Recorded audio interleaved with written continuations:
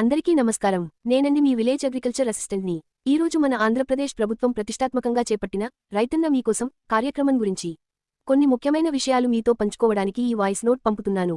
ముందుగా, ప్రస్తుతం ఉన్న ఎల్నినో పరిస్థితుల వల్ల వర్షపాత లోపం ఏర్పడే అవకాశం ఉంది. అందుకే మనం ముందస్తుగా సన్నద్ధమవ్వాలి. నీటి సంరక్షణ చర్యలు చేపట్టడంతో పాటు తక్కువ నీటితో పండే ప్రత్యామ్నాయ పంటల వైపు మొగ్గు చూపాలని కోరుతున్నాను.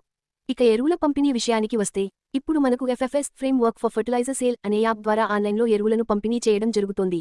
దీనివల్ల ఎరువుల పంపిణీలో పూర్తి పారదర్శకత ఉంటుంది. అలాగే రైతులకు సకాలంలో ఎరువులు అందుతాయి.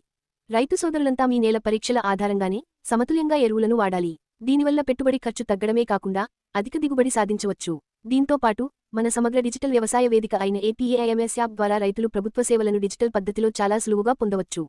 చివరగా ఒక ముఖ్యమైన మాట, భూమి ఆరోగ్యాన్ని అలాగే మన ఆరోగ్యాన్ని కాపాడుకోవడానికి ప్రతి ఒక్కరూ ప్రకృతి వ్యవసాయం వైపు అడుగులు వేయాలని ఆశిస్తున్నాను.